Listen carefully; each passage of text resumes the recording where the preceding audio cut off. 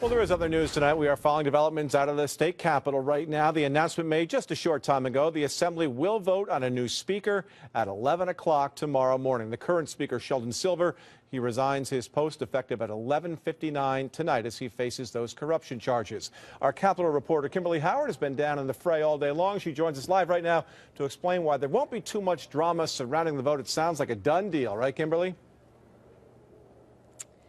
At this point, it really does, Greg. And then there was one. I feel like that, too. I'm the only reporter left here as well. Just in the last 20 minutes, Carl Heastie walked out of those doors and out of the Capitol. Tomorrow, he could be speaker. He was a man of few words tonight, but he could be taking that position as he is the last candidate that is still actively in the race of the five that threw their hat in the ring last week. We saw 3 of those 5 drop out almost as soon as they announced their candidacy and support Heastie. And then just in the last hour or so, we saw Queens Democrat Kathy Nolan come out and concede, saying that she doesn't have enough votes to become speaker, and she too decided to put her support behind Heastie. Now, this announcement comes after a pair of closed-door meetings where both Nolan and Heastie were questioned about how they would lead the assembly going forward. There was a lot of discussion about ethics reform, of course, in light of the federal allegations against Sheldon Silver.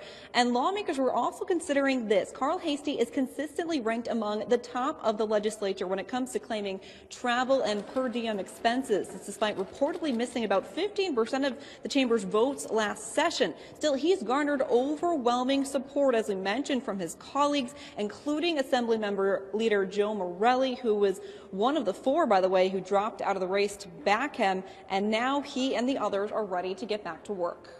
But the members felt that over the weekend they had had a chance to hear from folks who asked to be considered for speaker. They felt the consensus had emerged, and they're very concerned that we need to move forward on budget deliberations, that they need the feeling to get back to work and do the things that we're paid to do, which is to advance the interests of the people of the state of New York. First, though, they have to elect the new speaker officially by a majority vote, which, as you mentioned, will be tomorrow morning at 11 a.m. Not everybody on board with Heastie, though. We spoke with a bunch of Republicans, including a Republican Assembly member, Jim Tedisco, who says tomorrow he'll be voting for Brian Kolb. We'll, of course, keep you updated on what happens tomorrow. We are live at the Capitol. Kimberly Howard, CBS 6 News.